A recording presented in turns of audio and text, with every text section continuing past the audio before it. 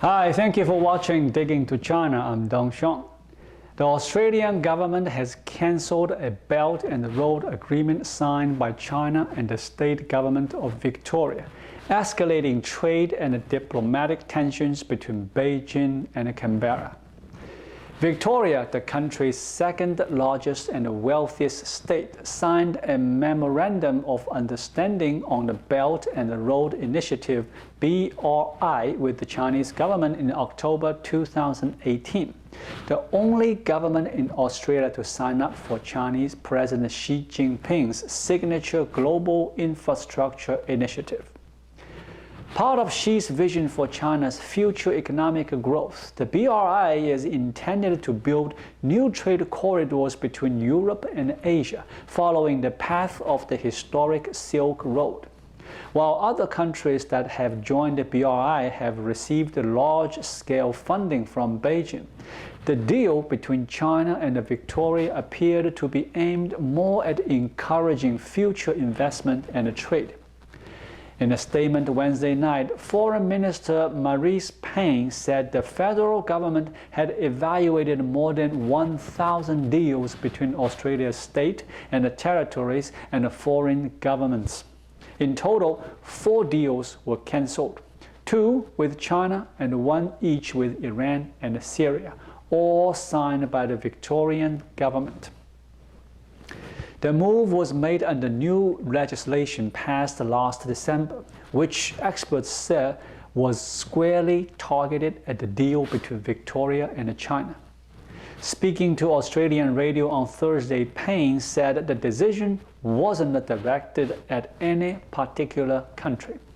However, the Chinese embassy in Australia denounced the cancellation in a statement, expressing Beijing's strong displeasure and resolute opposition. This is another unreasonable and provocative move taken by the Australian side against China. It further shows that the Australian government has no sincerity in improving China-Australia relations, the statement said, adding that the cancellation will only further damage relations between the two countries. Bilateral ties were strained in 2018 when Australia became the first country to publicly ban Chinese tech giant Huawei from its 5G network. It has sunk to record lows since Canberra's call for an international investigation into the origin of COVID-19 in April 2020. Since then, millions of dollars of Australian imports have encountered difficulties entering the Chinese market, including timber, beef, and some type of coal. In March, the Chinese government confirmed that Australian wine would face tariffs of up to 218% for 5 years due to allegations of dumping and market damage. Overall, Chinese investment in Australia dropped by 62% in 2020, down to just $775 million. Liberal Prime Minister Scott Morrison and his predecessor Malcolm Turnbull had declined to agree on a country-level MOU with China on the Belt and Road Initiative.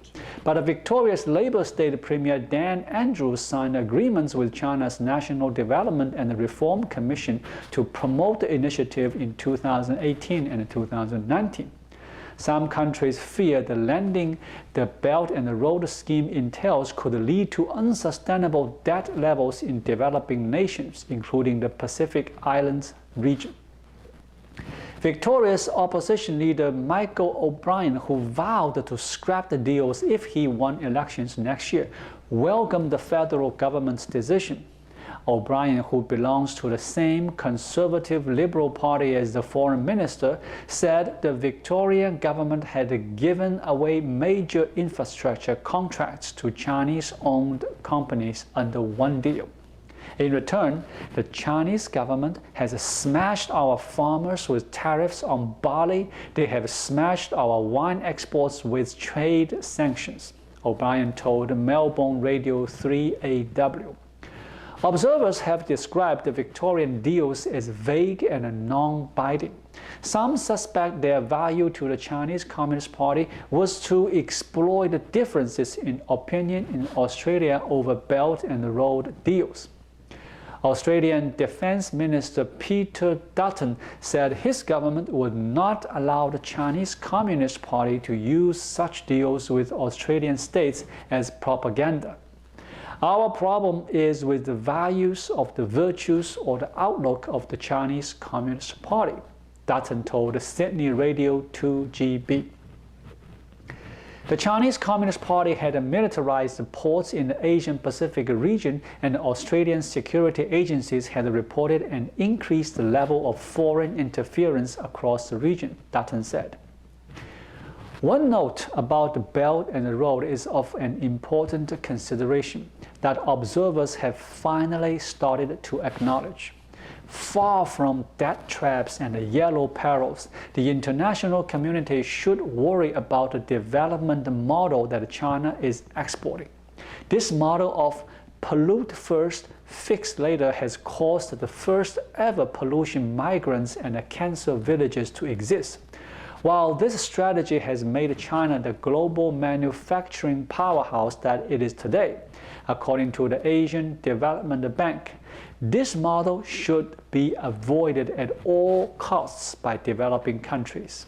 Hence, the monitoring of environmental conditions and the strengthening of relevant regulatory frameworks should become a priority for host countries. And for China, it is crucial to work with domestic and international grassroots movements and civil society organizations rather than see them as a threat. Thank you for watching. Please leave a comment and subscribe to my channel. Just click the subscribe button right here.